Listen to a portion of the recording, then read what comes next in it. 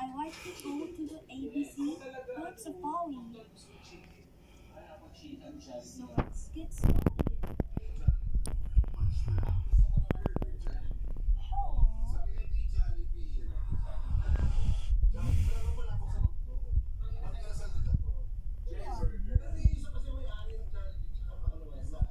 I'm an Avocet, and I want you to catch a fish, and I catched it.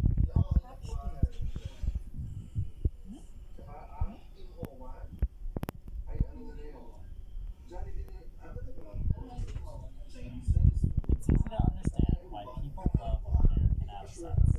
They have long legs, a long thin bill, black and white wings, and rusty coloration on their head and neck and breeding plumage.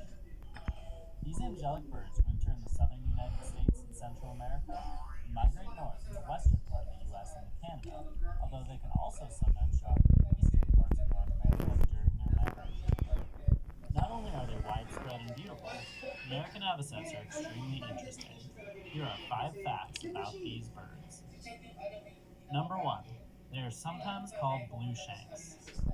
One of the first things you might notice about American Avocets are their long legs, which are bluish-gray in color. Due to the coloration of their legs and feet, they are sometimes referred to as blue shanks.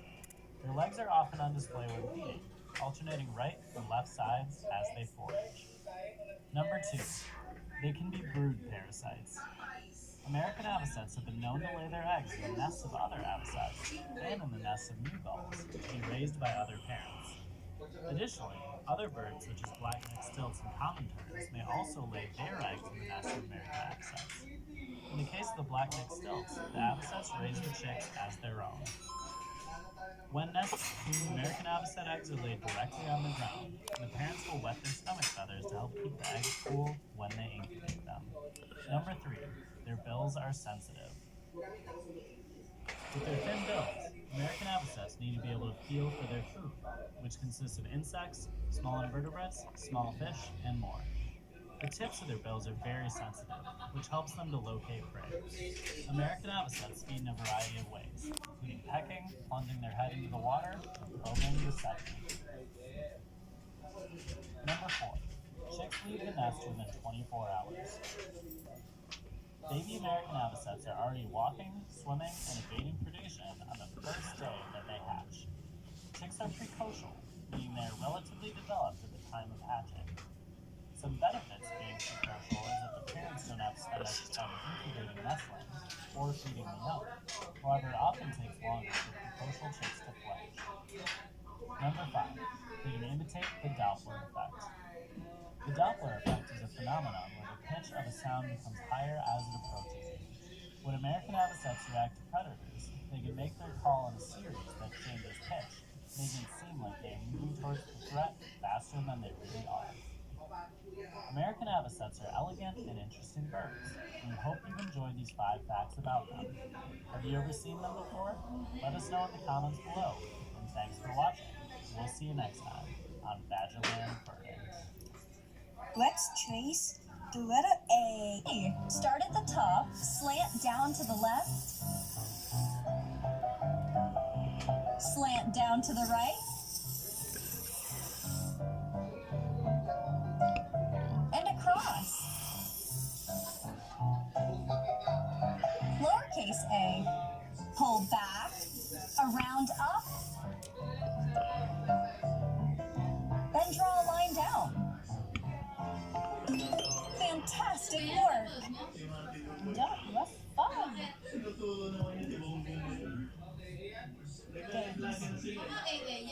Oh, I see a fish. Time to hunt. Magpapagamot siya, pupunta siya pumunta ng Singapore. Ayaw payagan ng ombudsman kasi nga may kinasuhan na silang dalawa ni Jesus Cordero. Meron na silang warrant.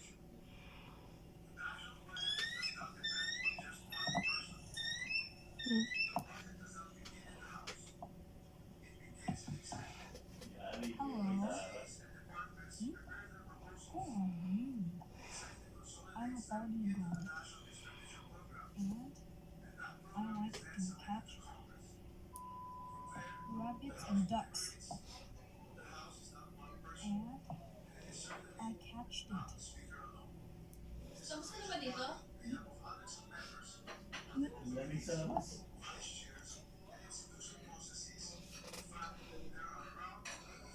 Bald eagles are considered to be sea eagles, and their scientific name is Heliaetus lucocephalus. Oof, I'm saying that 5 times fast. Broken down, their name means sea eagle white head, and I'm sure you can probably guess why.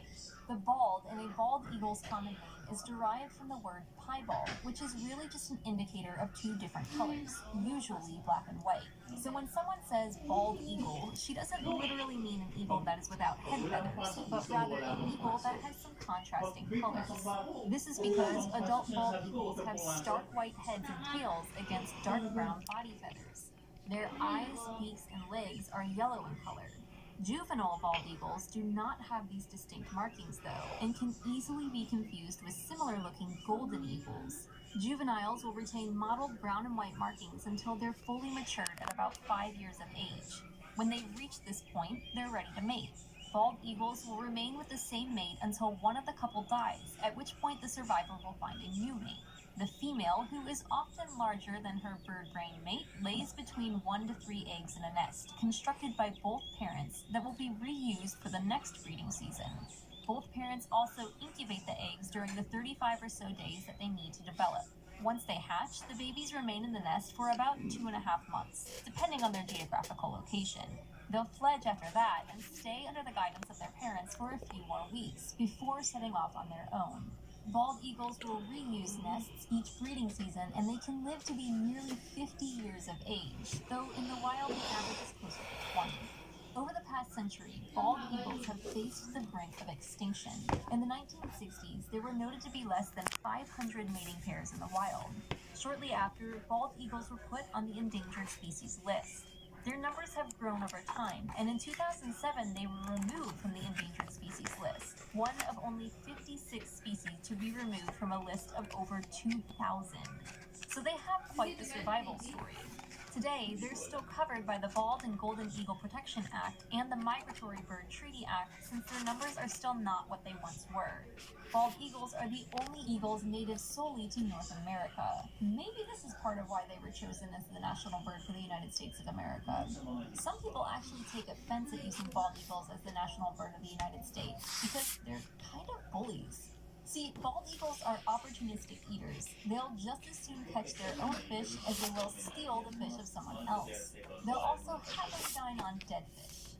Fish are their favorite food, which is good because they are almost exclusively found near bodies of water, but they'll also eat other birds and mammals if it comes to it.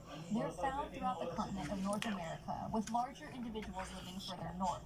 Some have suggested that there are 2 subspecies of bald eagles, northern bald eagles and southern bald eagles, but this isn't necessarily verified, and frankly, bald eagles migrate, so that just makes everything all the more muddled. And no, they don't migrate to escape cold weather. Their feathers are well equipped to keep them cozy no matter where they are in their home range, but they do migrate for food. In colder climates, food can be scarce, so to ensure there's enough to go around, they'll pack up and leave until the weather warms up. In size, bald eagles are the 2nd largest bird of prey in North America, falling behind the California condor. Their wingspan is 6.5 feet on average, which surpasses the wingspan of the great blue herons we discussed in the previous episode. Are you okay? Typically, they weigh about 10 pounds. Also, if you think that bald eagles sound like this, you probably haven't watched our red-tailed hawk episode, which I'd recommend. In reality, bald eagles sound a little something like this. For more facts on bald eagles, take a look at the links in the description. How do you feel about bald eagles? Let us know in the comments. Give this video a thumbs up if you enjoyed it, and we'll see you next time on Animal Fact Files. Let's trace the letter B. Pull down.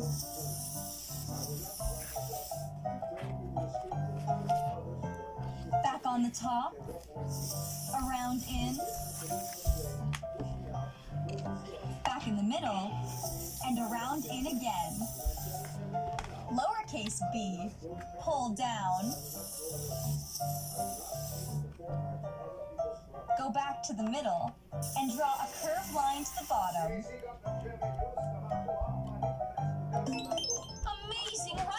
was fun. Thanks.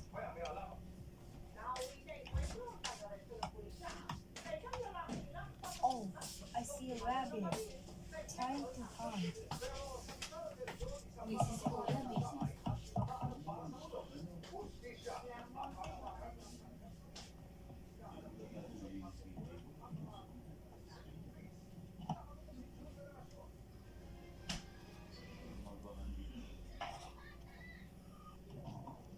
Hi there. Who are you? I'm chicken. And a male chicken is called a hen. Male chicken is called a rooster. A baby chicken is called a chick.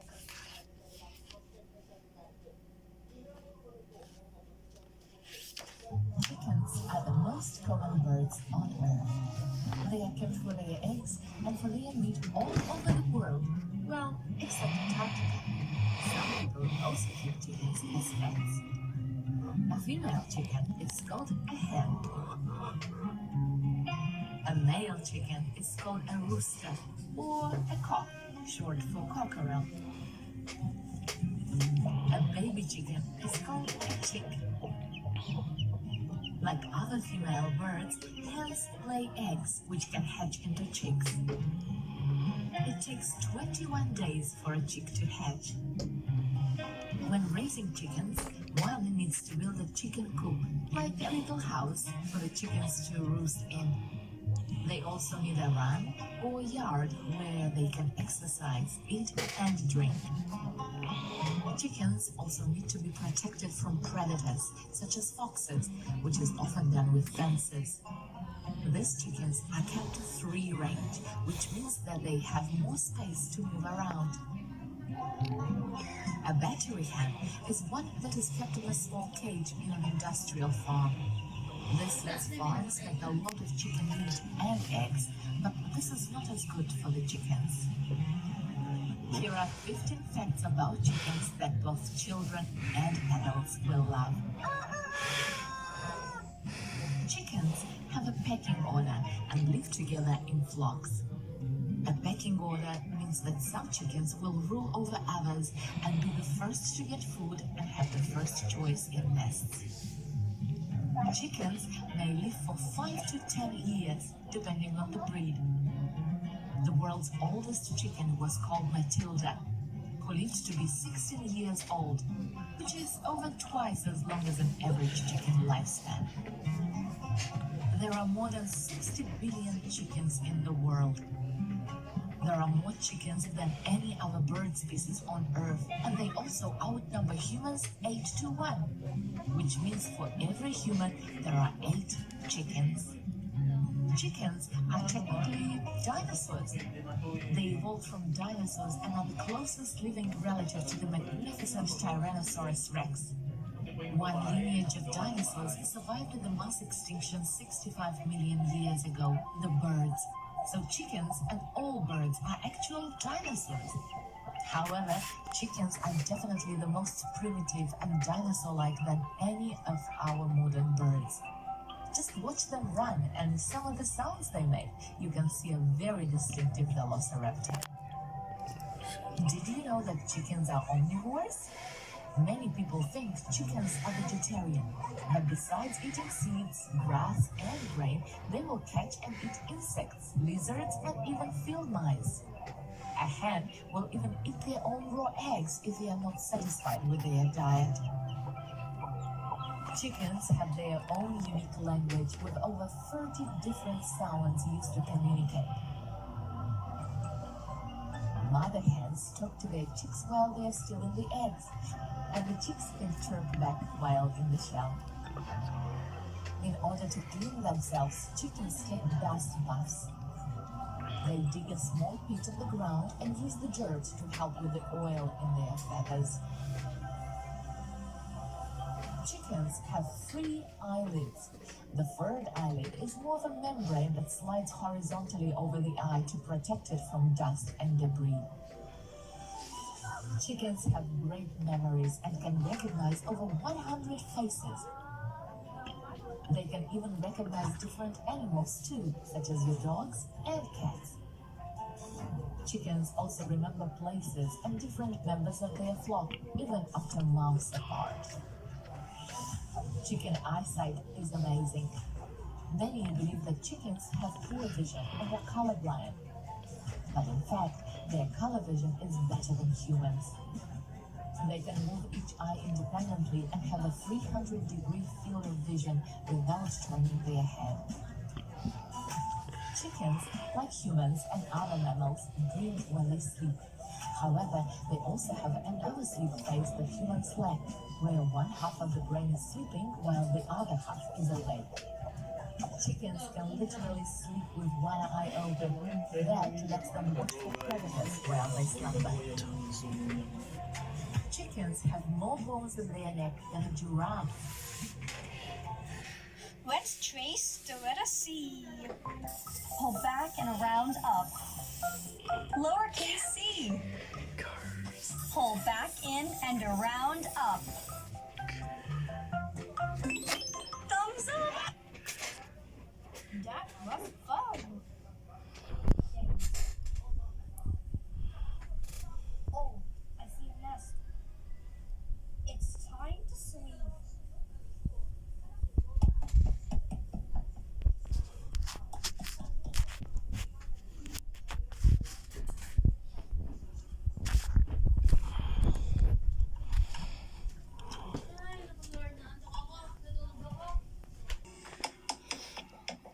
Hello. Decent. Who are you? I'm a duck.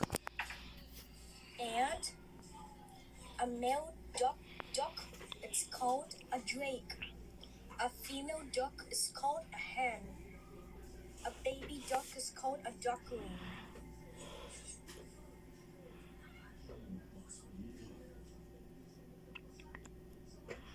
That everyone needs to know about ducks is that ducks are semi-aquatic birds. Can you say semi-aquatic? Semi-aquatic. A semi-aquatic animal is an animal that lives partly on land and partly in the water. Ducks spend most of their time on and around water, but they also can spend time on land, so they are considered semi-aquatic. Or semi-aquactic, am I right? Which leads us to our next fact. Ducks love the water. It even looks like this duck is smiling in the water.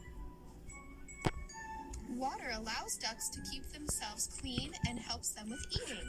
If ducks eat and do not have access to water, they can actually choke. Plus, there are so many things ducks can find to eat in the water. Have you ever seen a duck do this? Ducks often dunk their heads underwater to feast on things in the water, like plants, insects, and fish. The next time you see a duck with its head underwater, just think, wow, I hope that duck finds something yummy to eat. Of course, that wouldn't be possible without a duck's amazing beak. The beak, or bill, as it is also known as, helps a duck discover food and is actually able to filter out stuff that the duck doesn't want to eat, like mud. Ugh. Then the duck swallows what is left in its beak. What a cool system! The beak finds food, snags the food, filters the food, and then the duck swallows what's inside. Another amazing thing that helps ducks do so well in the water is their webbed feet. Ducks have webbed feet. They work kind of like flippers work for people. Their webbed feet help them swim. Without the webbed feet, ducks wouldn't be able to move well in the water. Webbed feet allows ducks to be great swimmers and helps them get to where they need to go in the water. Ducks have yet another advantage, one that is super cool. It's like a superpower. Ducks have waterproof feathers. Wow! Ducks naturally produce a special waterproof oil as they rub all over their feathers with their beaks. This is called preening. When a duck is preening, it is grooming its feathers and also applying the special waterproof oil. Can you say preening? Preening. Uh-huh, preening. Without this oil, their feathers would not be waterproof. But once they apply the oil to their feathers by preening, the feathers closest to their skin stay dry, even when they are in the water. This also helps ducks stay warm. Isn't that neat? All right, now we need your help. What are baby ducks called? Yep, baby ducks are called ducklings. Aw, they are super cute and tiny. These 3 ducklings are kind of like the 3 musketeers. Look out for the ducklings. After they hatch, their mother leads them to the water. So right away, the ducklings learn that they are semi-aquatic. Remember, semi-aquatic means that they live partly on the land and partly in the water. Are you able to see the duckling in this picture? Look closely. Yeah! Is the duckling going in the water or staying on land? Who knows? Okay, we've had fun. We've been learning about these interesting birds. But now we have to share something that is almost like a secret. It's like a duck secret. Most people don't know this. Are you ready for this duck secret? Yes.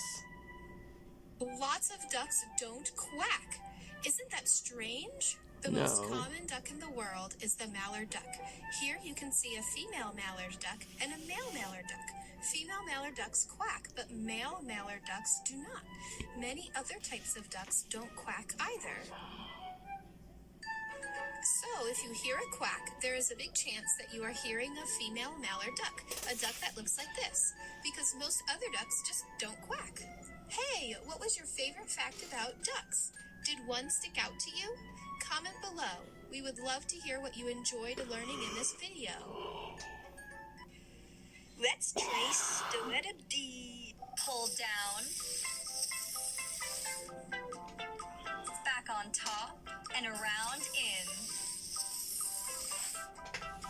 Lowercase d. Pull back, around, up, back on top, and pull down. You're a winner! That was fun. Thanks. Oh no, I see a fox. It's time to fly away.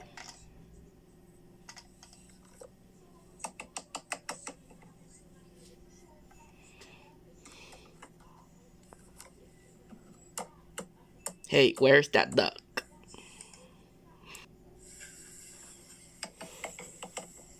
Hello. Who are you? I'm an emu.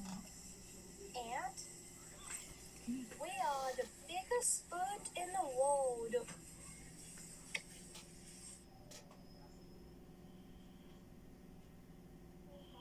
Emus are flightless birds endemic to Australia, meaning they aren't natively found anywhere else in the world. They are one of the 2 animals featured on the Australian coat of arms, the other being the red kangaroo. They are the 2nd tallest living birds and can reach up to 6 feet in height. Only the ostrich stands taller. Emus live almost anywhere as long as they have access to water, though they don't live in dense forests or deserts. Land cultivation practices give emus access to water in places where they naturally wouldn't have it. This has led to some fights between farmers and emus who take advantage of the farmers' crops. In the 1930s, a war was waged on emus during a time now called the Great Emu War. The result was humiliation for the people. The birds won, as they maintained their population, which the humans were unsuccessful in reducing. Nowadays, emus are protected, and humans have developed better tactics for keeping pesky emus out of their crops, which means the birds have to rely on their typical fare. Among other items, emus eat ants, caterpillars, moths, grasshoppers, lizards, grass shoots, and fruit. Emus are an important part of the ecosystem because they are excellent seed dispersers. If the need arises, emus will travel to new locations to seek out water and food. They'll often travel together in large flocks during this time, though once they've found a good spot, they'll disperse from each other. Emus are content to live on their own, but they can also live in small, loose groups. The males typically build the nests as they are the ones who raise the kids. It takes about 50 days after mating for a female emu to begin laying eggs, and she'll fill a nest with approximately 10 eggs, which the male incubates. The female will take off after that because the male is a moody dad. She may lay more clutches for other males to incubate, while the males spend the next 8 weeks tending to the eggs. Emu dads won't eat during this time, and they may lose up to 1/3 of their body weight. Considering a healthy emu can weigh up to 80 pounds, they may lose up to 26 pounds. The baby emus are striped to help them blend in with their surroundings. Emus in general have to watch out for dingoes, foxes, and birds of prey as potential predators. Thankfully, the chicks have dad to protect them. They'll stay with him for up to 2 years before they're ready to have chicks of their own. In the wild, emus may live to be 10 years old, but in captivity they can be twice that age.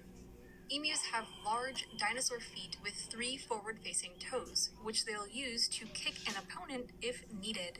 This is not unlike the cassowary we've discussed previously. Emus can also run about 30 miles per hour if they need to get away, and they've even been seen using their tiny wings to make tight turns while avoiding predators. Of course, these wings are useless for flight.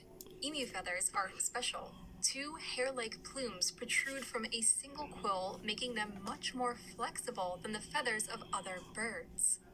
Emus tend to be rather quiet, but when they do call, they make a deep sound that can be heard as far as a mile away. Thank you to our patrons, SpikeSpiegel93, Dad, and everyone else for their support of this channel. For more facts on emus, check out the links below. Give a thumbs up if you learned something new today, and thank you for watching Animal Fact Files. Let's trace the letter E. Top, pull down. Across on the top. Across in the middle.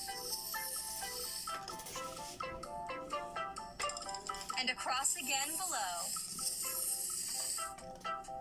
Lowercase e. Across, pull back and around. Looking good. That was fun. Thanks. Oh, I have to run now. Bye.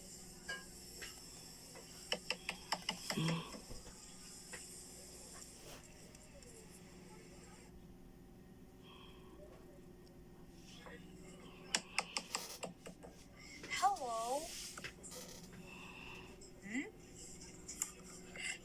Who are you? I'm a flamingo, and I have pink plumage, and I ate fish.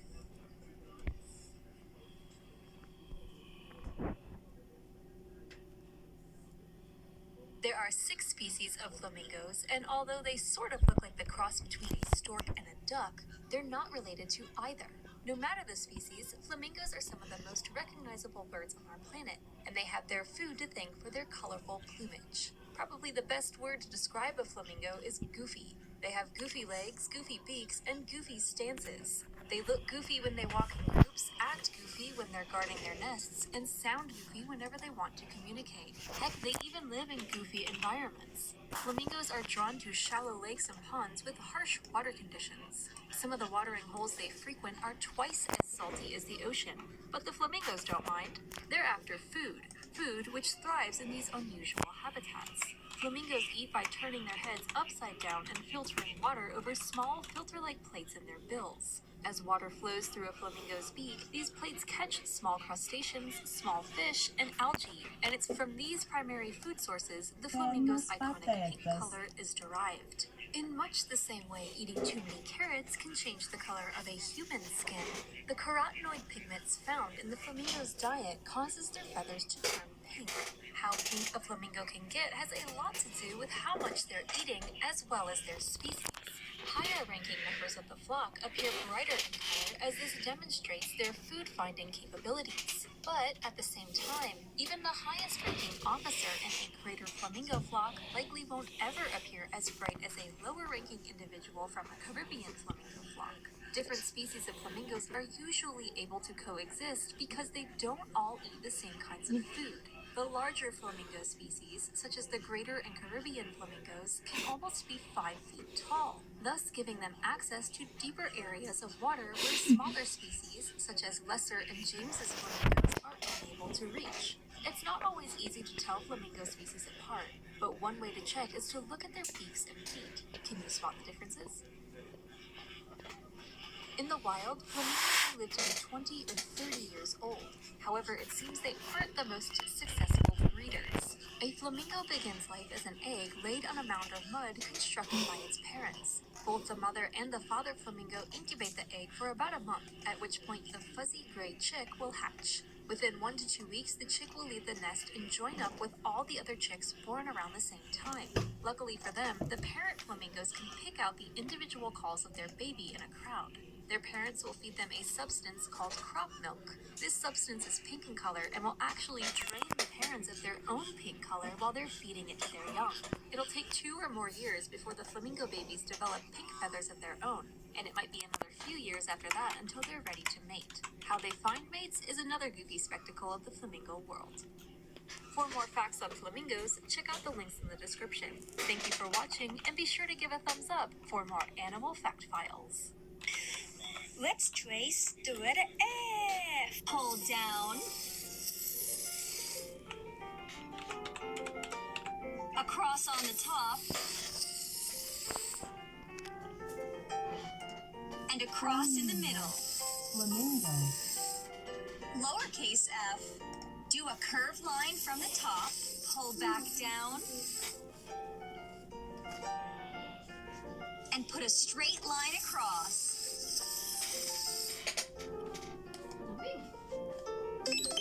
You're amazing. That was fun. Thanks. Oh, I see a fish. It's time to hunt.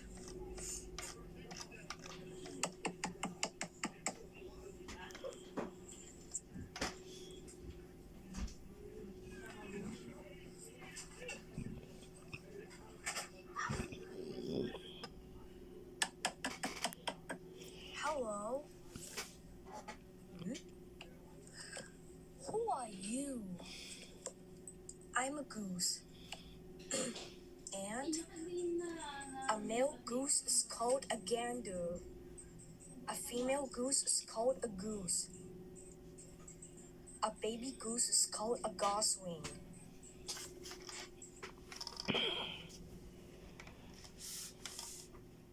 Though they have the name Canada goose, these birds aren't restricted to Canada. Heck, they aren't even restricted to the places in which they naturally occur. Canada geese are native to North America, but they're found in many other parts of the world as an introduced species. They can be seen flying over Europe, parts of Asia, and even sometimes in New Zealand and Australia. In most places they've been introduced as a game bird. In the United States, they're actually protected under the Migratory Bird Treaty Act, which means they can't be killed except during regulated times which change based on location. This rule isn't always followed, however, because many people find these birds to be a nuisance. To be fair, their poop can transmit diseases, so they aren't always the most welcome guests. But, I don't know, they're pretty cute, and they have a distinct face. Well, sort of. There are a handful of Canada goose subspecies that tend to be smaller and darker the more northward and westward they live, at least in North America. There is, however, a species of goose that looks convincingly similar to Canada geese called the cackling goose. Cackling geese tend to have a smaller build, stubbier necks and beaks, as well as a square-shaped head when compared to Canada geese. But sometimes they can be quite difficult to tell apart. I mean, they were considered the same species until the early 2000s. Canada geese themselves can range in size depending on the subspecies, but average about 15 pounds in weight and have a 5-foot wingspan, with males appearing just the teeniest see a bit bigger than females. Canada geese can live at least a decade in the wild, though the oldest recorded captive Canada goose lived to be nearly 80 years old. Canada geese love to eat grass and other plant materials like seeds, roots, and berries, though they'll also eat crustaceans and other arthropods, especially if they're raising chicks. These birds generally mate for life and begin mating at about 2 or 3 years of age. Many Canada geese migrate to their northern breeding grounds where the female builds a nest and the male protects her during incubation. However, recently some Canada geese have made use of human-made landscapes, like grassy fields and agricultural lands, to safely raise a family while remaining in one place year-round. So at this point, they don't all migrate, and that's thanks to us. Canada geese like large open areas, usually with a source of water, and without tall grass because it allows them to see all around without worrying too much about predators. The taller the vegetation around them, the easier it is for predators to hide within. Predators to Canada geese include foxes, coyotes, skunks, raccoons, and other birds like ravens, gulls, and crows. If a nest is successful, an average of 6 chicks will hatch about a month after incubation, and they leave the nest almost immediately. They'll stay with their parents, and sometimes other groups of parents and their babies, until breeding season the following year. When they fly, they do so noisily. Most people can't mistake the sound of a passing group of Canada geese because of their loud honking, which is typically a sound made by the males, who are also referred to as ganders. Canada geese are also visually distinct in their migrations because they fly in a V shape, which is highly efficient and allows them to travel upwards of 1,500 miles in a single day without wearing themselves out. For more facts on Canada geese, check out the links in the description. Give a thumbs up if you learned something new today, and thank you for watching Animal Fact Files. Let's trace the letter G. Pull back around, pull up, and across in. Lowercase g. Pull back, around up, and pull down left.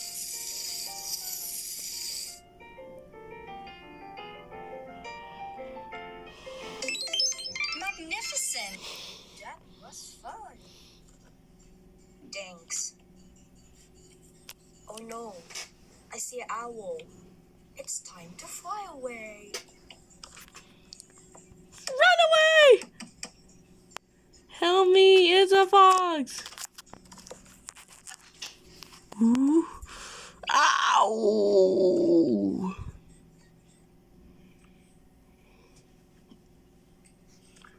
Hello?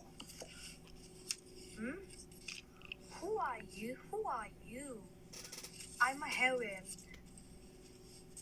And I like to catch fish, and I catched it.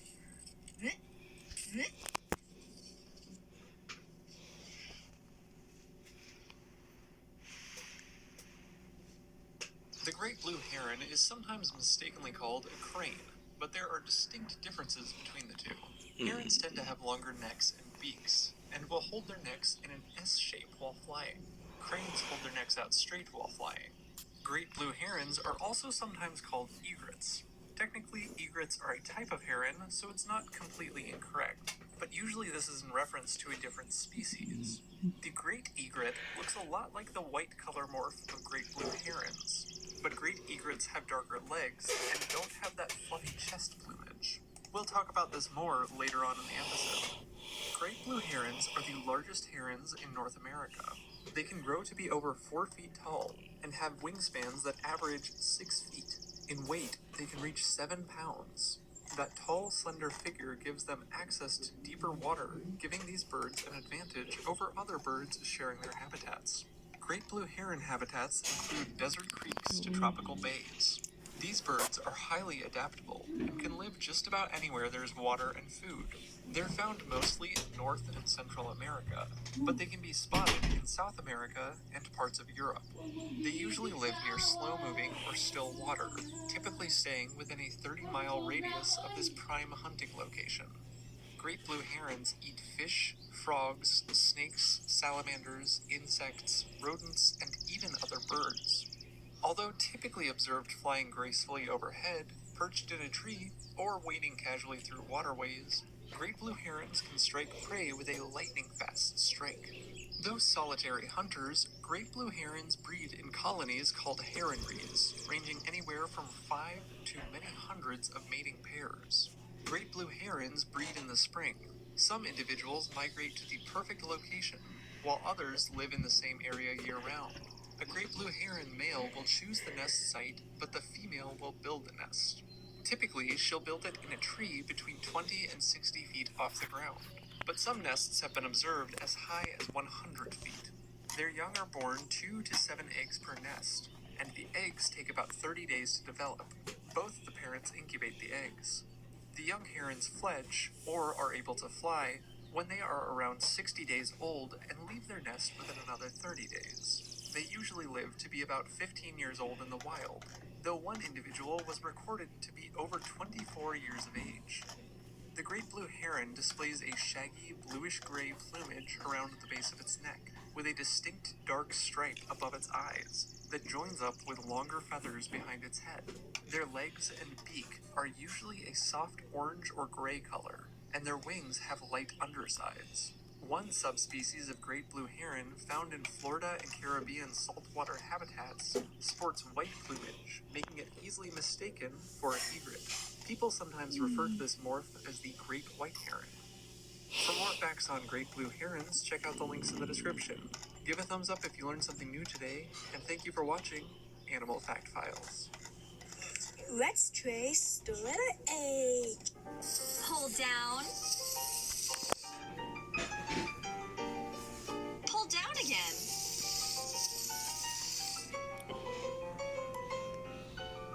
And across in the middle. Lowercase h from the top. Pull down.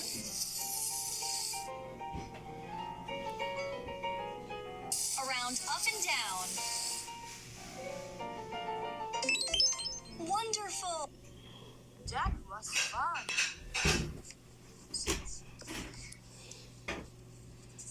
Thanks. Oh, I see a fish. Time to hunt.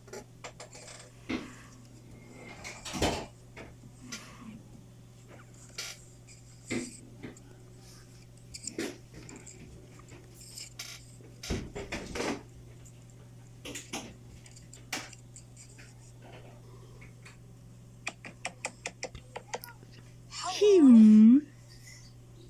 Huh? Who are you? I'm an Ibis. And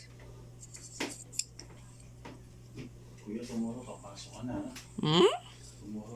I like to fly higher.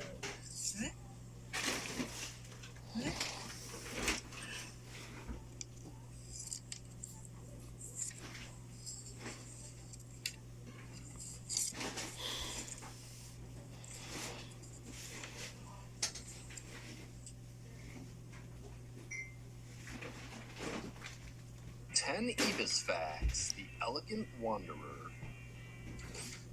1. Ibises are a group of about 29 species Of wading birds across 10. 2. The various species are found in many parts of the world in warm habitats, such as Mexico, the Caribbean, Central America, South America, Africa, Asia, and Australia. 3. These long-legged birds like to wade or walk around in lagoons, marshes, lakes, and other wetlands or bodies of water.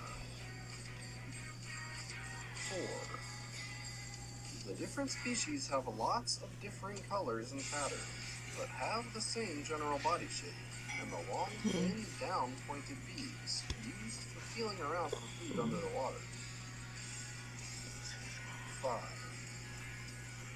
They are closely related to spoonbills, who look very similar with the exception of having much wider, spoon-shaped bills. 6. Just like the flamingo, their body changes color based on what they eat. The scarlet ibis eats a lot of the same things as the flamingo does, so they can have a near-identical hue. 7. Ibises are monogamous like many other birds. They only lay a small clutch of eggs, usually between 2 to 5.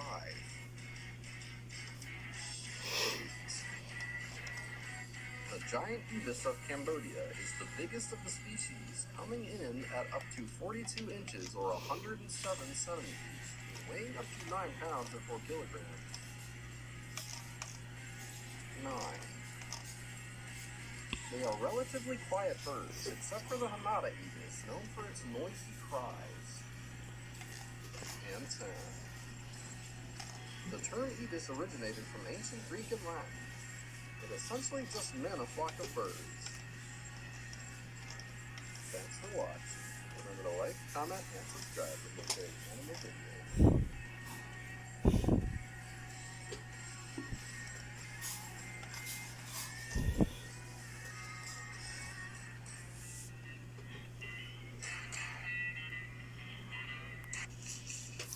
Let's trace the letter I. Pull down. Lowercase I. Pull down.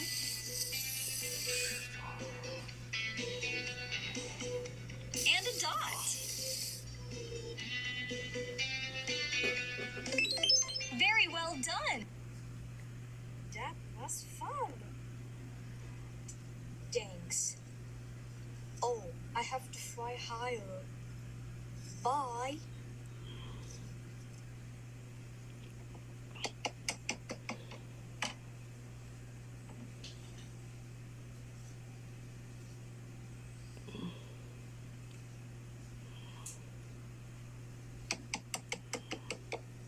Hello. Who are you? I'm a Jay. And my name is Blue Jay, and I like to fly higher.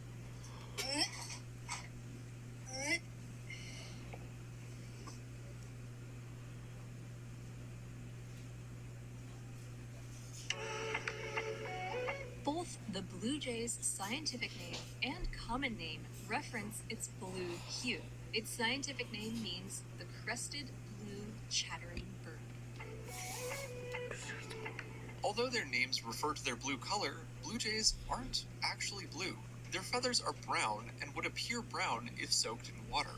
They get their blue color from scattering light, the same reason the sky appears blue. Blue jays have many calls. The most familiar is likely the jarring call to warn family members of nearby danger. Did you know they can also mimic hawks? Here's a blue jay mimicking a hawk. Many animals use tools, but fewer actually make tools. Blue jays are tool makers, with one example of captive blue jays ripping pieces of newspaper to reach otherwise unreachable food pellets. Blue jays are farmers, sort of. While they don't purposely plant items to germinate and grow, their behavior of storing nuts, such as acorns, miles away from their origin point means the birds help disperse the tree's seeds. In a similar way a chipmunk can pack its cheeks, a blue jay can pack its throat. These birds have a gular pouch under their tongue, in which they can fit 3 acorns. So overall, a single blue jay can carry 5 acorns at once, 3 in the pouch, 1 in the mouth, and 1 held in the beak. The proliferation of oak trees in North America is largely credited to blue jays, who helped spread acorns after the last glacial period. Blue jays are known for their egg and chick-eating behavior, but it's not fully understood how often this actually occurs. In studies of blue jay diets, their meals mostly consisted of insects and nuts. Like their relatives, the crows, blue jays can recognize individual human faces. They can also recognize each other. The black markings around their face and throat are unique to each bird. In some Native American legends, blue jays are tricksters who help foxes complete their schemes. You've probably also heard that blue jays are long-lived. They have some mystery migrations and are related to ravens. But if you weren't aware of these facts, you can learn all about them and more in our full blue jay episode. There's a card on screen you can click right now. Go ahead. Click it. There's lots to learn. And thanks for watching. And Let's trace the J. Hold down, around up. Lowercase j. Pull down, curve around up. And a dot. Aren't you clever? That was fun. Thanks. Oh, I have to fly higher. Bye.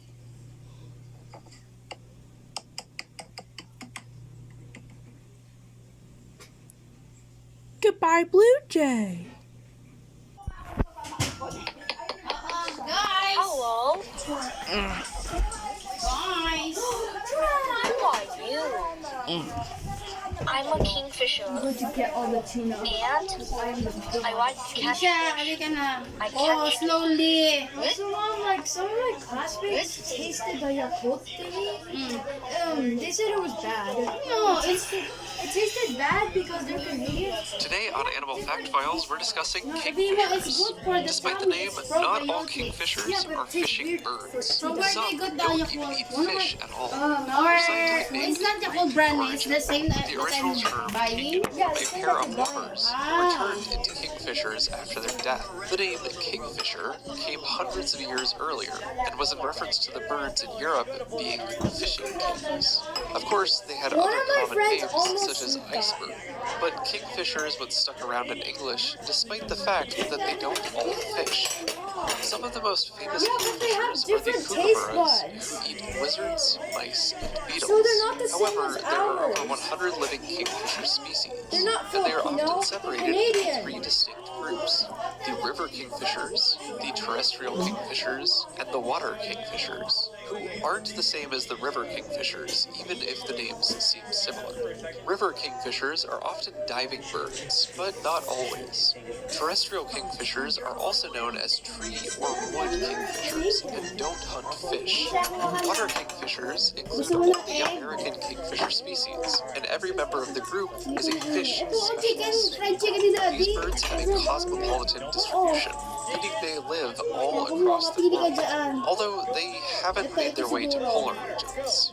They're often found near water, such as rivers, streams, and vegetated lakes, as their name would imply, but they are also observed in woodland edges, dense bushes with tree coverage, mangroves and estuaries, even Then, it's coastlines. chicken. Some Puro ano species take on kinakain mo. bright, saturated hues, while others may be more dull with speckles and stripes.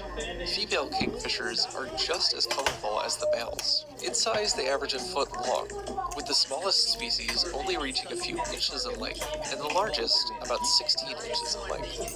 Kingfishers most often hunt from a perch, although some species are capable of hovering while they hunt, and can fly over deep water to catch food. Those that dive often have a membrane that closes over their eye when they enter the water, so they have to catch their quarry by feeling and not Ay, sight. nako. Once a meal is captured, the kingfisher returns to its perch and jabs the prey with its beak, often smacking it against the perch to make it easier to swallow. Kingfishers have long beaks, short necks and wings, and fused toes.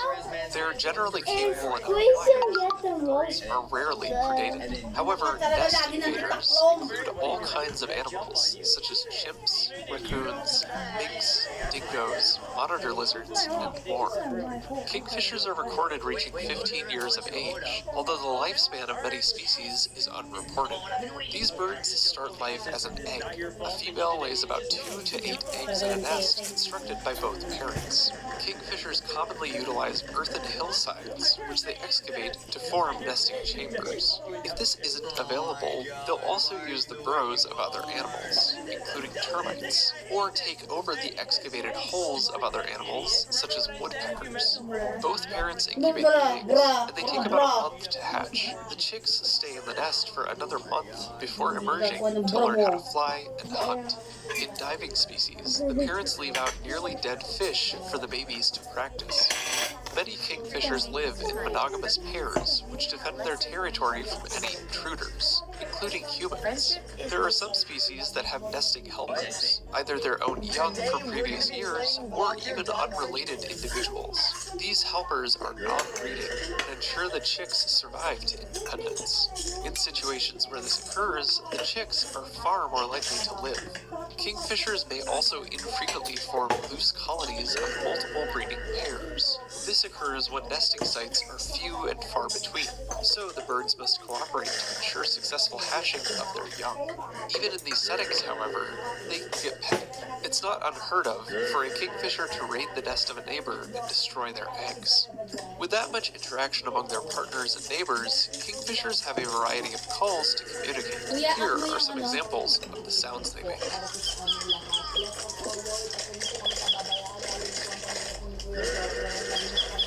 For more facts on kingfishers, check out the links below. Give a thumbs up if you learned something new today. Thank you to our patrons, Spike Spiegel 93, Dad, and everyone else for their support of this channel. And thank you for watching Animal Fact Fund. Let's trace the letter K. Hold down. And this time I... Slant up. And draw another diagonal line out. Lowercase k. Hold down.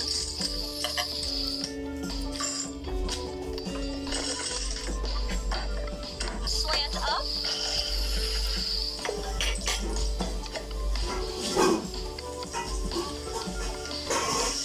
And draw another diagonal line out.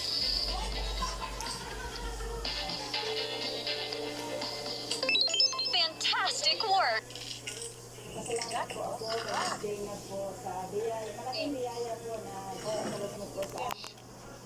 It's time to catch.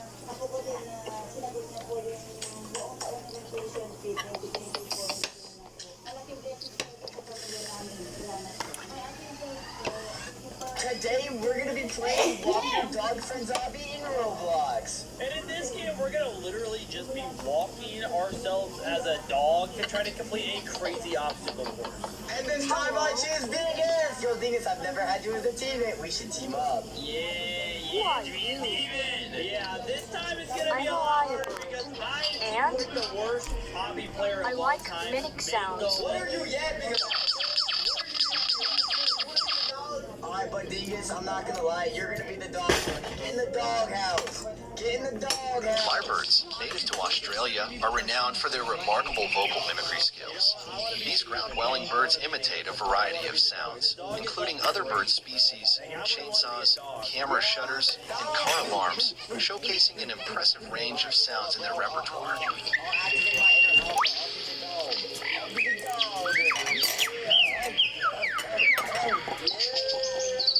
Interestingly, lyrebirds possess an extraordinary memory, remembering and reproducing sounds they encounter in their environment. Their mimicry skills aid in territorial communication. The superb lyrebird holds the record for the longest song among birds, lasting up to 20 minutes. The superb lyrebird and Albert's lyrebird are the two main species, with the superb lyrebird possessing an elaborate tail resembling a lyre. One of the most fascinating aspects is their intricate courtship displays. Male lyrebirds create elaborate bowers on the forest floor, adorned with carefully arranged objects like colorful leaves and feathers. They dance and sing within these structures to attract mates. The tail of the male superb lyrebird can be raised and fanned out dramatically during displays. Their tails can measure up to 1 meter in length. Lyrebirds are vital for forest ecosystems as they play a role in seed dispersal and insect control. They inhabit dense forests, and their well-developed legs and strong feet make them adept ground foragers. Fossil records suggest that lyrebirds have been around for millions of years, showcasing their evolutionary resilience. These birds are known for their shy and elusive behavior, making them challenging to spot in the wild. lyrebirds are more subtly colored, allowing them to blend into their surroundings while nesting. Despite their elusive nature, lyrebirds have gained recognition through their appearances in Australian cultural symbolism, including featuring on the country's 10-cent coin. The lyrebird's distinctiveness extends beyond its mimicking talents, contributing to the rich biodiversity of the Australian continent. And now, dear friends, it's time to thank you for watching so far. Let's trace the letter L. Hold down. First and then I go. Okay. I get it. All right, let's go. And across at the bottom. Higher than the owner. Okay, I can just do this. Lowercase L. From the top, pull down again. Don't let me just dive to the balls, bro. How am I dying? How am I the one that's dying? Not Great work, kiddo. Where's this? All right, go. Wait, no, don't go. Na mga konti yan, school out. Ilang percent yan? Naka-full plus ka.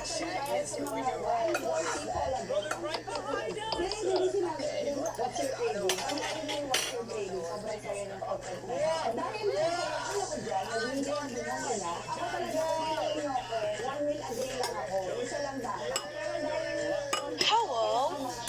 Who are you? I'm a magpie, and I like to eat caucuses. Magpies are birds of the Corvidae family. Like other members of their family, they are widely considered to be intelligent creatures. The Eurasian magpie, for instance, is thought to rank among the world's smartest creatures, and is one of the few non-mammal species able to recognize itself in a mirror test. Magpies of the genus Pica are generally found in temperate regions of Europe, Asia, and Western North America, with populations also present in Tibet and high elevation areas of India and Pakistan. Magpies of the genus Cyanopita are found in East Asia and the Iberian Peninsula. The birds called magpies in Australia are, however, not related to the magpies in the rest of the world. According to some studies, magpies do not form the monophyletic group they are traditionally believed to be. Tails have elongated independently in multiple lineages of corvid birds. Among the traditional magpies, there appear to be two distinct lineages. One consists of holarctic species with black and white coloration, and is probably closely related to crows and Eurasian jays. The other contains several species from South to East Asia with vivid coloration, which is predominantly green or blue. The azure-winged magpie and the Iberian magpie, formerly thought to constitute a single species with a most peculiar distribution, have been shown to be two distinct species and classified as the genus Cyanopita. In East Asian culture, the magpie is a very popular bird, symbol of good luck and good fortune. The magpie is also a common subject in Chinese paintings. It is also often found in traditional Chinese poetry and couplets. In addition, in the folklore of China, all the magpies at the Chiksa festival every year fly to the Qianhe River and set up on a bridge, where the separated cowherd and weaver girl will meet, so that the bridge has come to symbolize a relationship between men and women. Magpies have an important place in the birth myth of Ali Shinjuhue Pukuri Yushan, the ancestor of the Qing dynasty. The Korean magpie, sometimes referred to as the Asian magpie or Chinese magpie, is a national bird and national symbol. Magpies are also found widely in the northern areas of Pakistan, especially Baltistan. The common name in Baltistan is castrap. In European culture, the magpie is reputed to collect shiny objects, often, in fiction, things like wedding rings, and other valuable or significant objects, sometimes causing consternation at their disappearance, and the false accusation of humans in the story, the most well-known example probably being Rossini's opera La Gazzaladra. Sincere thanks for being with me till the end. May I request you to watch our next video. Let's trace the letter M. Start from the top, pull down.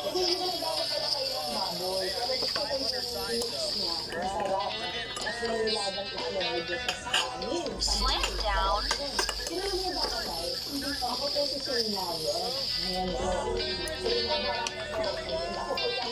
Slant up.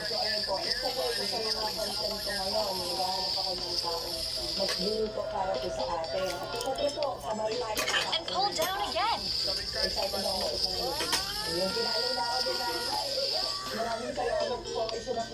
Lowercase m. Pull down.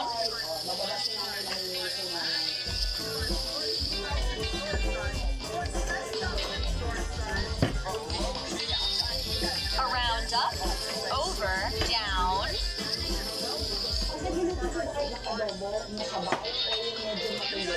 Go back in the middle. Around up. Over. And down.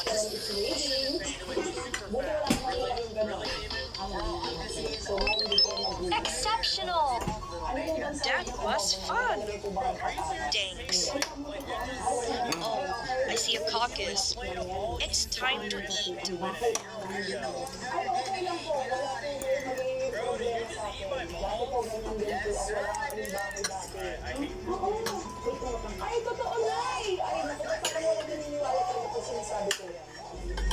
Hello, who are you? I'm a Nighthawk, and we are nocturnal birds. The common nighthawk, Cordyles minor, is a medium-sized crepuscular or nocturnal bird within the nightjar family, whose presence and identity are best revealed by its vocalization. Good, Mom. Typically dark, grey, black and brown, displaying cryptic coloration and intricate patterns. This bird is difficult to spot with the naked eye during the day. Once aerial, with its buoyant but erratic flight, this bird is most conspicuous. The most remarkable feature of this aerial insectivore is its small beak that belies the massiveness of its mouth. Some claim appearance similarities to owls. With its horizontal stance and short legs, the common nighthawk does not travel frequently on the ground, instead preferring to perch horizontally, parallel to branches or posts on the ground or on a roof. The males of this species may roost together, but the bird is primarily solitary. The common nighthawk shows variability in territory size. This cuprimial beat has a large, flattened head with large eyes. Facially, it lacks ripped bristles. The common nighthawk has long, slender wings that at rest extend beyond a notched tail. There is noticeable barring on the sides and abdomen. Also, white wing patches. The common nighthawk measures 22 to 25 centimeters, 8.7 to 9.8 in long. Displays a wingspan of 51 to 61 centimeters, 20 to 24 in. Weighs 55 to 98 grams.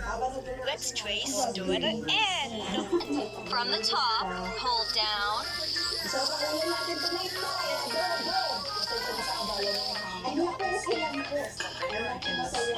Slant down.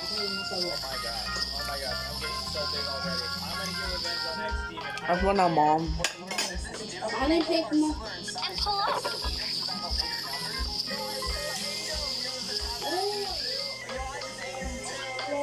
Lowercase n, pull down.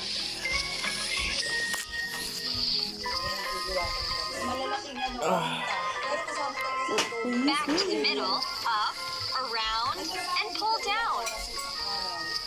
Yeah.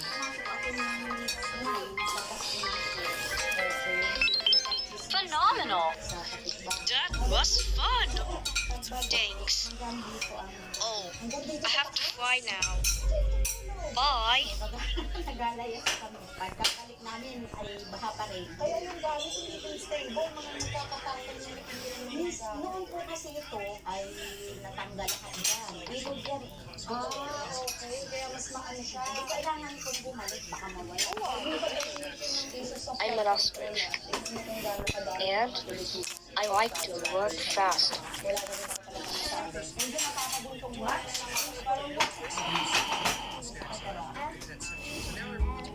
Ostriches are also called camel birds because they are similar to camels. Not only do they have a long neck and big eyes, they can survive without water, at least as long as they have access to vegetation.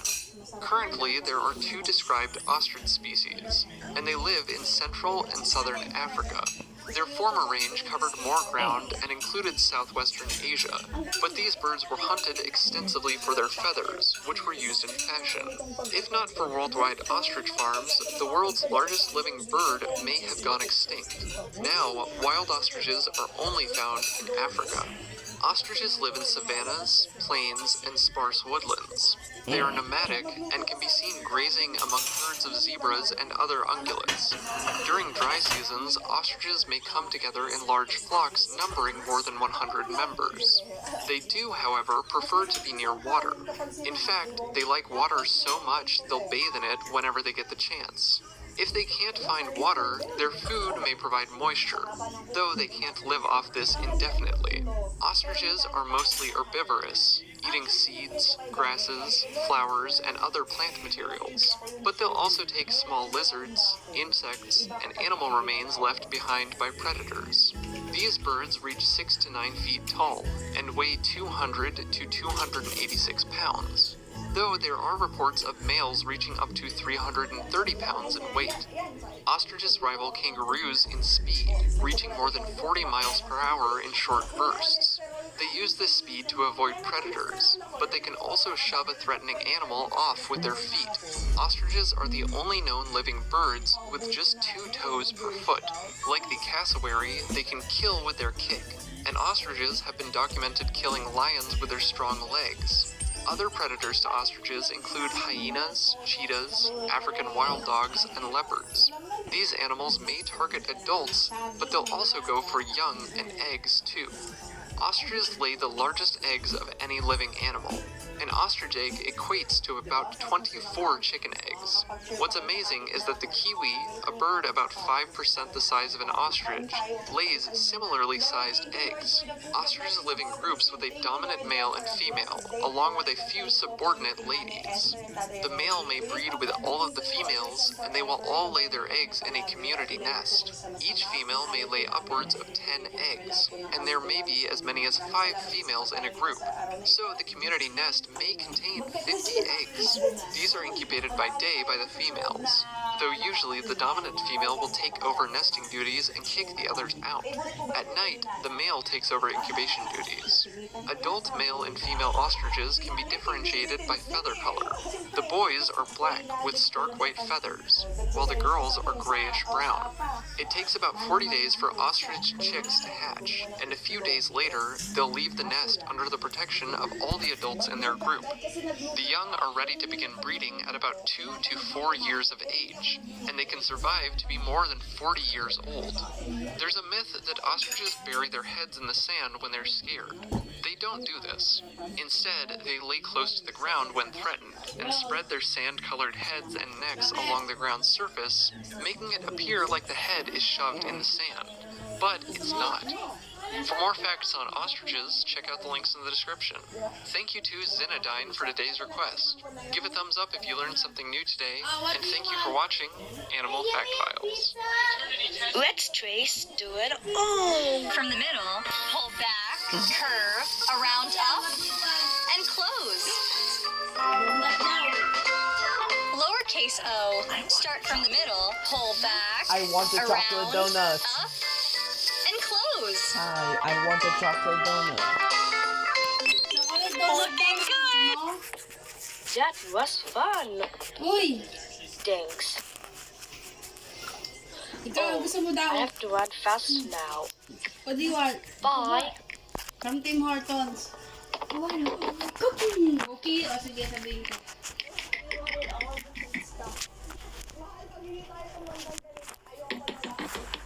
Hello. Who are you? I'm a peacock, and we are large birds, and I spread their feathers. Oh, wow!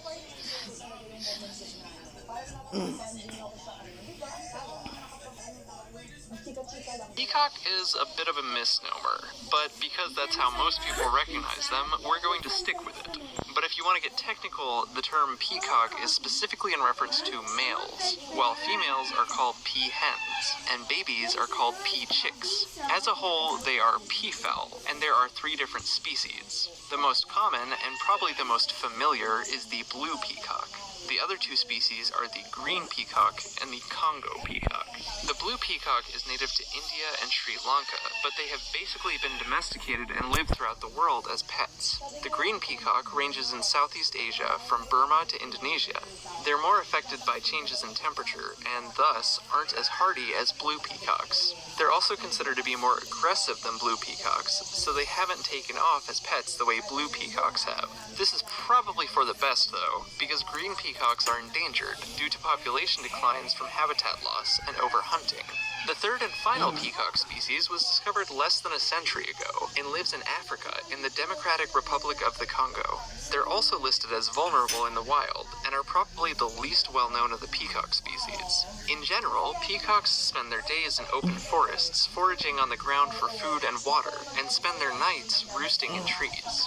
Size-wise, blue and green peacocks are the largest, with males averaging 80 inches in length, including their train, and females averaging 40 inches. Congo peacocks average about 65 inches between both the males and the females. Probably the most identifying feature of a peacock are their feathers. Male green and blue peacocks come in the color of their namesake and have long trains with ocelli, or eye spots. These trains can be more than 50% of their body length, and the males use these feathers for mating and intimidation displays. Some people mistakenly call these the tail feathers, but the train actually covers the tail feathers of male peacocks. Congo peacocks also put on fan displays, but their train plumage is nowhere near as long as their Asian counterparts. Blue peahens are rather drab in color, sticking to grays and tans with limited colorful plumage, but green peahens are just as vibrant as the males. Congo peahens are usually green along their back, with their chest feathers appearing more brown or gray. Only male peacocks have long trains for display, and after breeding season, males will molt their long trains and have to regrow them. There are also white peacocks. This coloration is relatively rare and is not a form of albinism. It's possible for peacocks to be partially white and partially colored as well. While they might look regal, most people consider them rather loud and noisy. Blue peacocks sound something like this, and Congo peacocks sound like this. Let's trace the letter P. Pull down. Back on the top, around, and in. Lowercase p. Pull down. Go back to the middle, around, and in.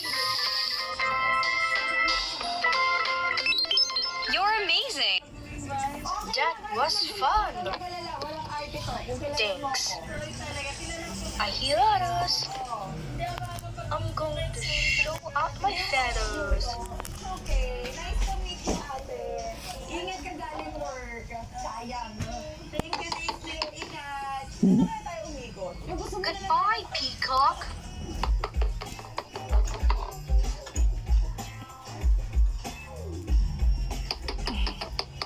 Hello. Who are you?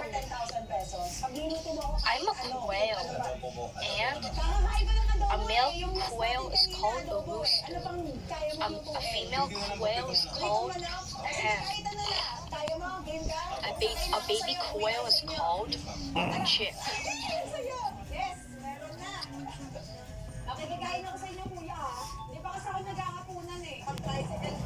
Quail is a collective name for several genera of mid-sized birds. The king quail, an old world quail, often is sold in the pet trade, and within this trade is commonly, though mistakenly, referred to as a button quail. Many of the common larger species are farm-raised for table food or egg consumption, and are hunted on game farms or in the wild, where they may be released to supplement the wild population or extend into areas outside their natural range. The collective noun for a group of quail is a flock, covey, or bevy. Old world quail are small, plump terrestrial birds. They are seed eaters, but will also take insects and similar small prey. They nest on the ground and are capable of short, rapid bursts of flight. Some species, such as the Japanese and common quail, are migratory and fly for long distances. Some quail are farmed in large numbers. The common and Japanese quail are both raised for table meat or to produce eggs. They are also readily hunted, often artificially stocked on game farms or to supplement wild populations. The New World quails are small birds only distantly related to the Old World quail, but named for their similar appearance and habits. Absolutely a salad. I hope you liked this video, and we'll look forward to see you soon. Let's trace the letter Q. Pull back around, curve and pull up, around close, and slant cross.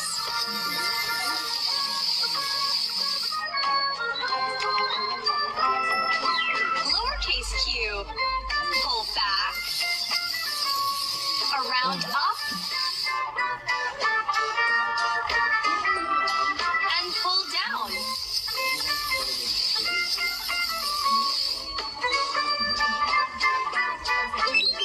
Awesome work! That was fun. Thanks.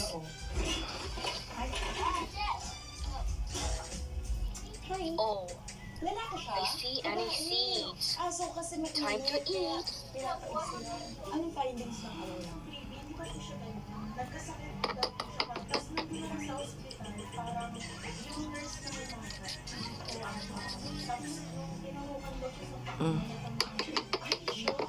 Hello. Who are you?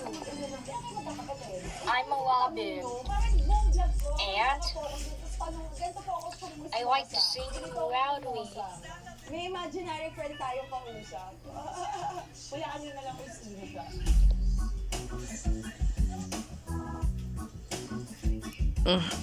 American robins are basically the quintessential bird to describe the onset of spring. Hilariously, though, more often than not, individuals who witness their, quote, first robin of spring are probably seeing the local American robins who were roosted up just a few yards from their back door. Now, don't get me wrong, American robins are definitely migratory birds. Heck, their scientific name is half about this specific fact, though I'm not sure what's up with the other half. In winter, American robins will travel to areas where they have easy access to berries, usually in open woodlands. They spend a lot more time in the trees, and they're more difficult to spot as compared to their spring and summertime locales. In many areas over the American robin's range, they don't have to migrate far to find a suitable site to overwinter. Therefore, that first robin of spring might not be as travel-weary as one might think. It all really just depends on location. In the summer, American robins can be found in backyards, gardens, parks, open fields, and forests, pastures, and shrublands. They don't waste time looking for a partner because over the course of the breeding season, a female may lay up to 3 broods of eggs. Males court females with tail and feather waving, as well as singing. The robin's song is one of their defining characteristics, as they are almost always the first bird to begin singing in the early morning. They certainly are the early birds who get the worms, and snails, insects, and fruit. Supposedly, when American robins eat nothing but honeysuckle berries, they can get drunk. That just makes me wonder if there are FUIs in the bird world.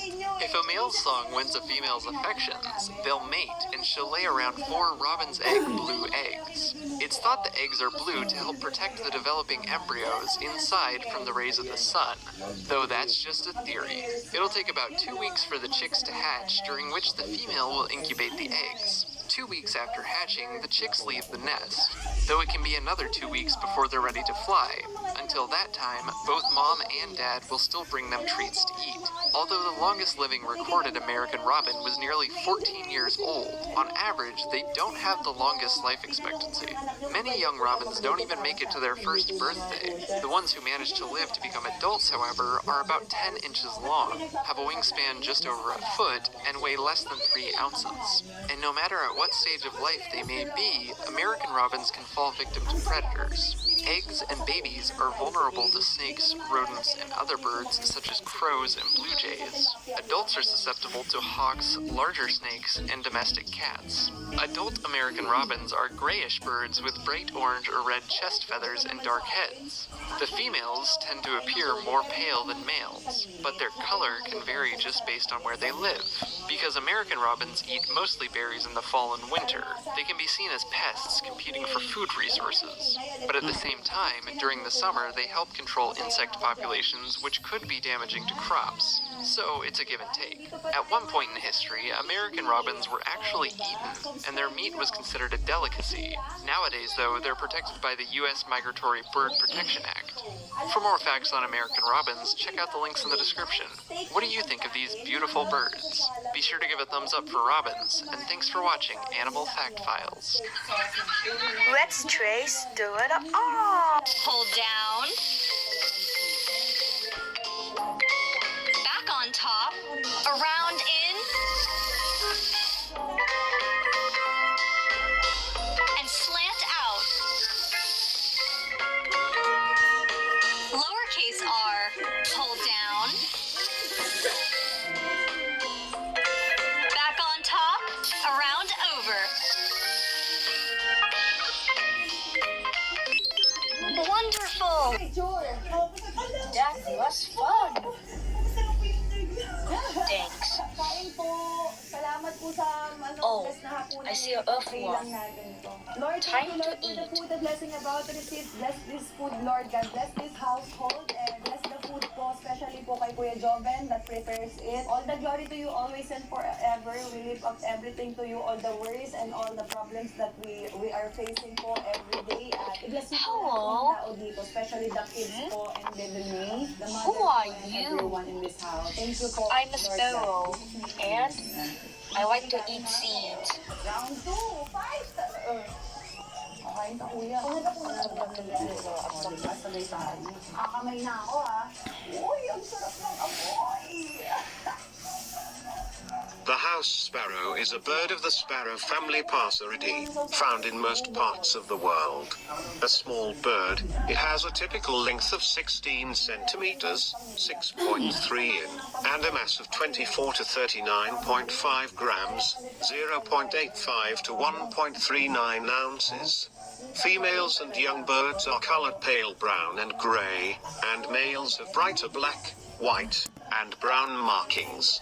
One of about 25 species in the genus Passer, the house sparrow is native to most of Europe, the Mediterranean basin, and much of Asia.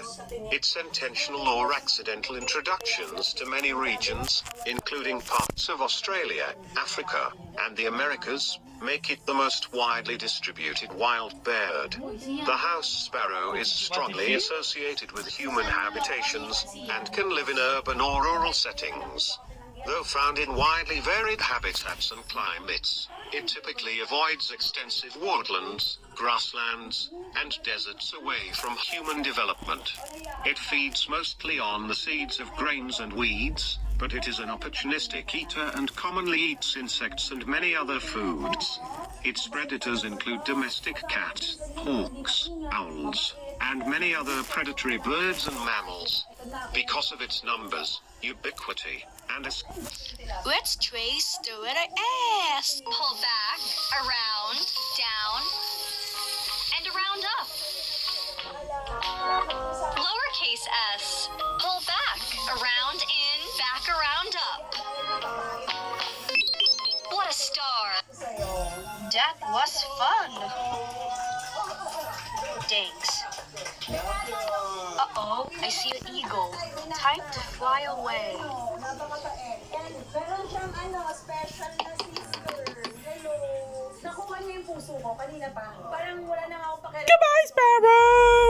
Sobrang galing na bigla eh. Parang lahat ng atensyon ko napunta dun sa kapatid. Makaabala ng matagal na matagal. Maraming salamat kay Job. Hello. Napiya ako. 10 sa akin yun. Send din yung Who are sa akin you? kanina ni Nanay Esther. Sobrang I'm a turkey. worth it yung mga And puntahan mo. Ang saya. Comment yung a male turkey is called a rooster. A female turkey is called a hen. A baby turkey is called a poult. Nagpapasalamat po ako kay Miss Zainab sa binigay niyang try niya sa akin. Thank you po. Today on Animal Fact Files, we're discussing turkeys. There are 2 living turkey species, and they can be found in North and Central America. There are other birds commonly called turkey, like the Australian bush turkey. However, these birds aren't part of the true turkey genus. The origin of the common name turkey is debated. The prevailing idea of where it came from goes back hundreds of years. Guinea fowl from Africa were traded through Turkish merchants and called turkey cocks. When colonizers reached American shores and saw birds similar in appearance, they gave them the same name. So, turkeys are named after the country. The 2 turkey species are the wild turkey, or the one most people are familiar with as the wild predecessor of the big bird served in the fall season, and the ocellated turkey, who has a much smaller range in Central America. The ocellated turkey gets its common name from the eye spots on its tail. It's like a peacock. Ocellated turkeys are smaller than wild turkeys, and males are larger than females in both species. Male wild turkeys stand about 40 inches tall and weigh about 20 pounds, though this can fluctuate drastically depending on the season. Female wild turkeys stand about 30 inches tall and weigh around 10 pounds. Turkeys are distinguishable for their relatively feather-free heads and necks. Let's trace the letter T. Across at the top. Pull down. Lowercase t. Pull down.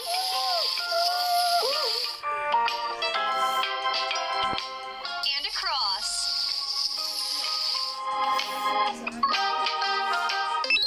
Fantastic work. That was fun. Thanks. Oh, I need some sleep. Gobble gobble. Good night, turkey.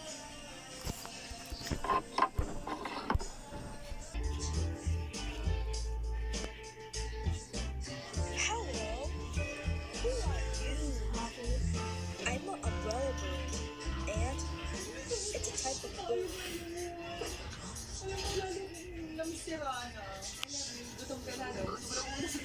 They come in some crazy shapes and sizes. These subjects are no exception. Isha, was he on the picture? First are the Yeah, Gator wanted to go there, but we didn't. But some people went there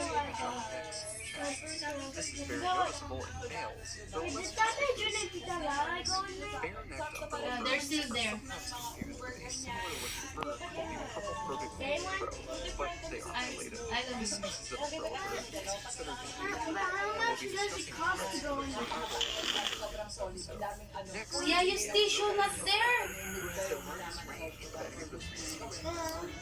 Oh, maganda nung hat.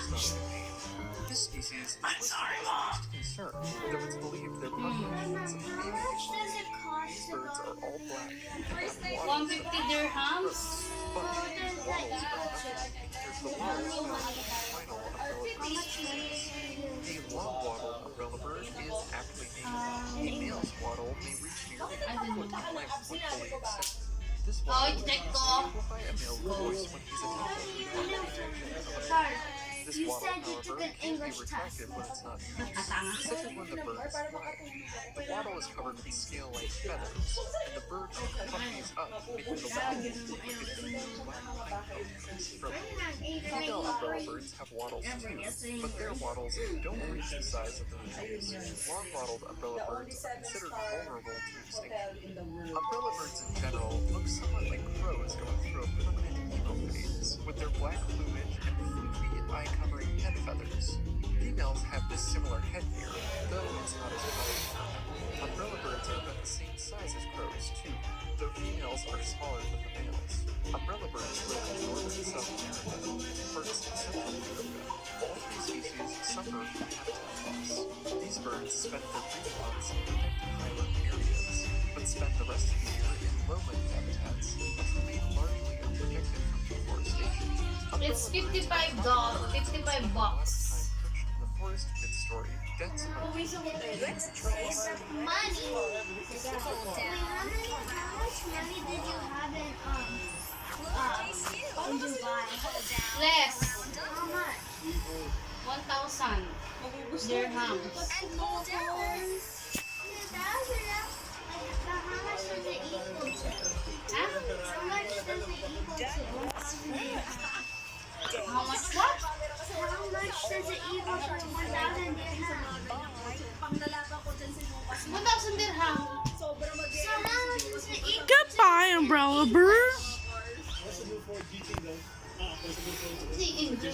Dollars? Yes. How much money is 1,000? How much money is that?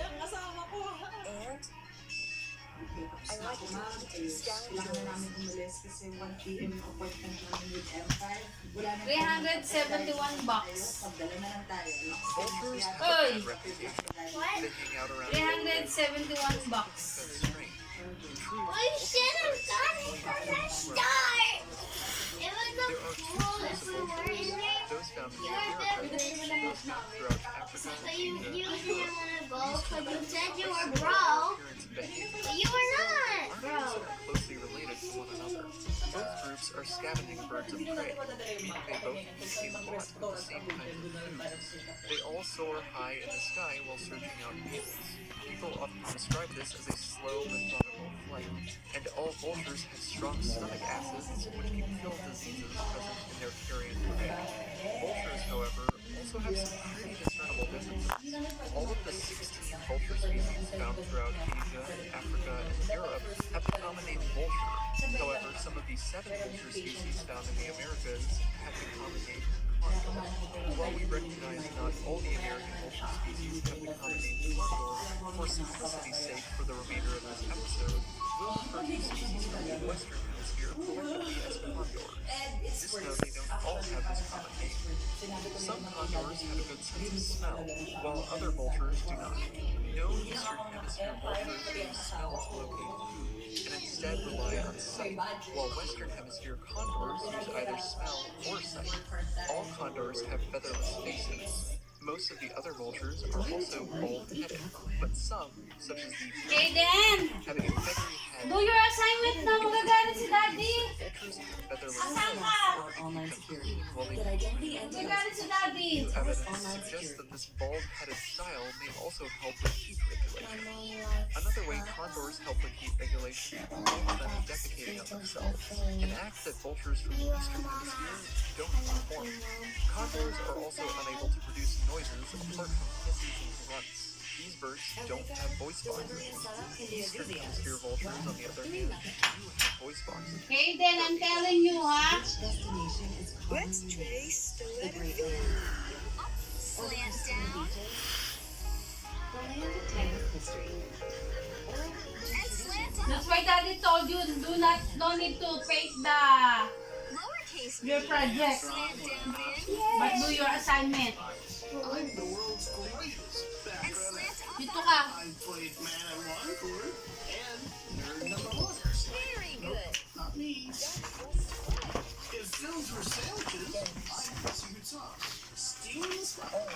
Oh, Chipotle is 5 thumbs up. And delicately, a tour de force on a french fry.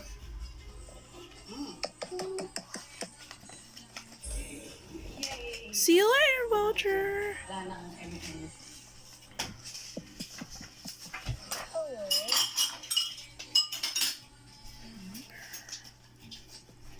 Who are you? I'm a woodpecker. And I like to peck around.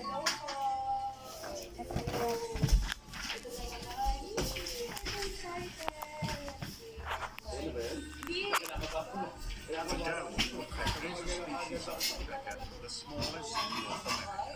Adult downy woodpeckers are the smallest of North America's woodpeckers, but there are many smaller species elsewhere, especially in the Peacock. The total length of the species ranges from 14 to 18 centimeters, 5.5 to 7.1 in, and the wingspan from 25 to 31 centimeters, 9.8 to 12.2 in. Body mass ranges from 20 to 33 grams, 0.71 to 1.16 ounces. Standard measurements are as follows. The wing chord is 8.5 to 10 centimeters, 3.3 to 3.9 in. The tail is 4 to 6 centimeters, 1.6 to 2.4 in. The bill is 1 to 1.8 centimeters, 0.39 to 0.71 in. And the tarsus is 1.1 to 1.7 centimeters, 0.43 to 0.67 in. The downy woodpecker is mainly black on the upper parts and wings, with a white back, throat and belly and white spotting on the wings. There is a white bar above the eye and one below. They have a black tail with white outer feathers barred with black. Adult males have a red patch on the back of the head, whereas juvenile birds display a red cap. The downy woodpecker is virtually identical in plumage pattern to the larger hairy woodpecker. Let's trace the letter W. Slant down. Slant up. Slant down again. And slant up. Lowercase w. Slant down in. Slant up. I need 2 more days to read this. 1 more day? Slant no, down. like, I read this the first day, the second day I'll read it again. And slant up now. Okay, this is another. Remarkable.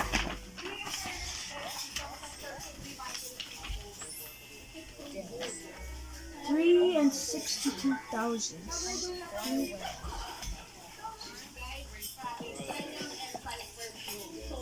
Goodbye, woodpecker. Aw.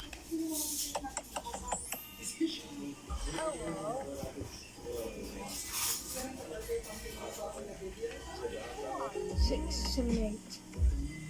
I'm a Xenops, and it's a type of bird. 5, 6, 7.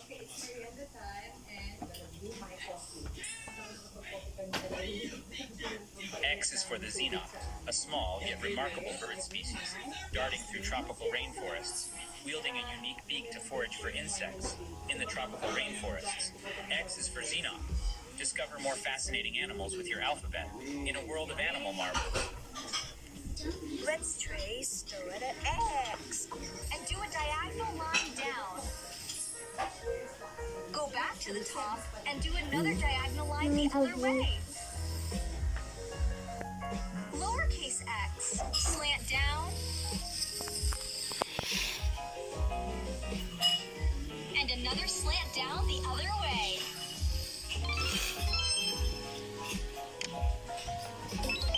Good job. That was fun. Dicks. Oh, I have to find hiding.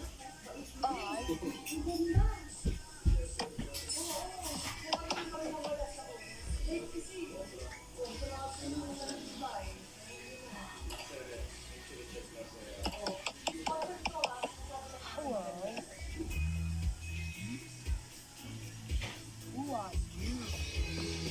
I'm a yellow finch, and it's a type of finch, and I like to sing.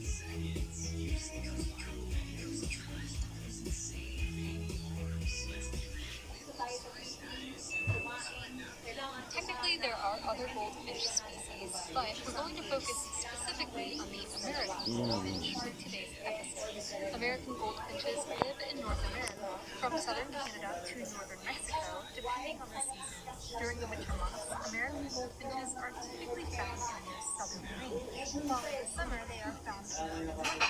Though not all goldfinches like this, some American goldfinches may stay in warmer areas goldfinches were two distinct styles of goldfinches.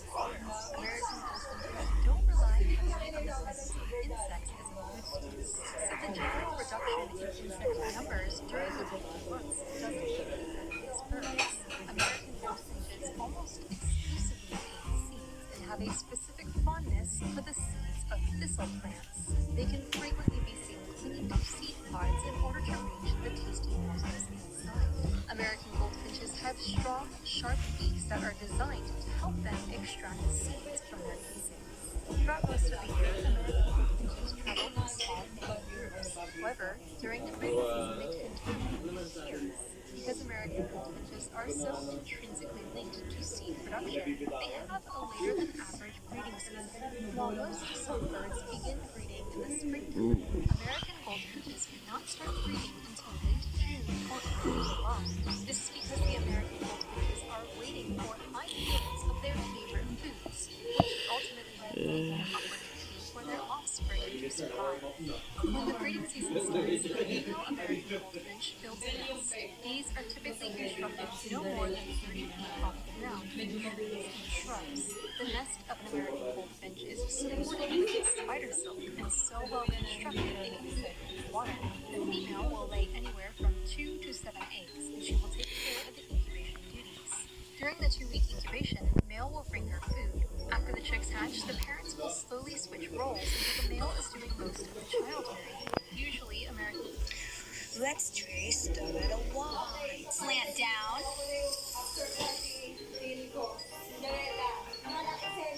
Slant down in. And pull down.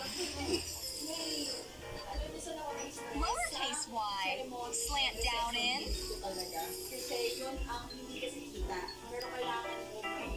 Slant down and extend. You're a winner! That was fun. Thanks.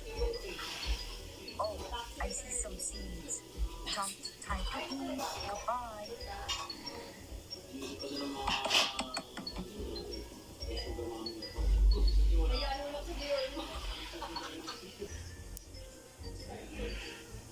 Hello.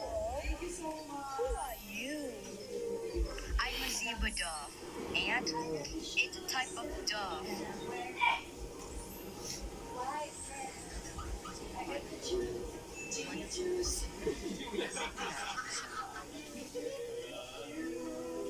The peaceful dove, is a pigeon native to Australia and New Guinea.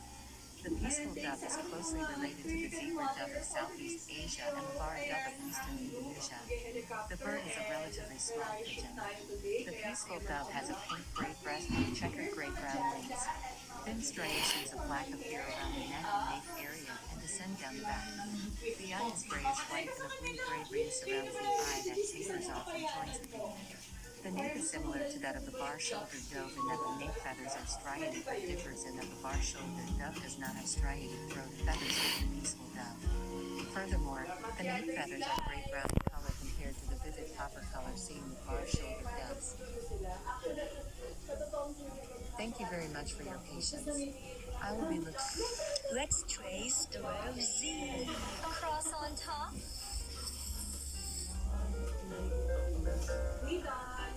Slant down in. So ayan, leaving the fantasy of Dubai with your friends. And across at the bottom. Lowercase z. Start on top, across.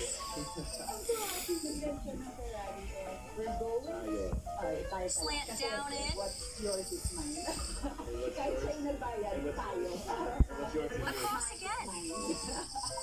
Okay, siguro tayo ngayon mag-helicopter tayo. And then after that, wow, I'm impressed. That was fun. Thanks. Oh, I have to find Ayo. Bye.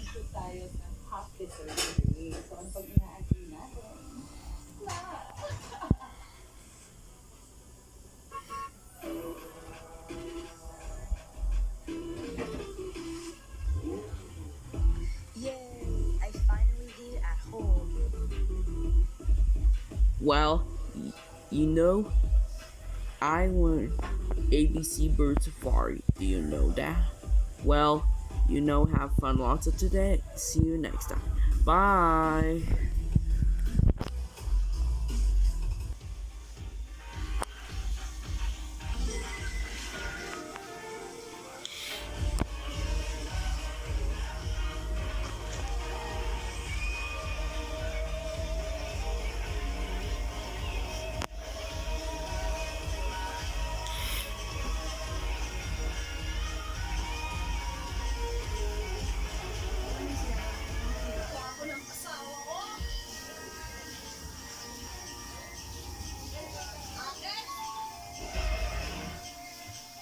Okay, we're done. The helicopter experience. Enjoy. Ganda ng view. Actually, 12 minutes lang sa bro.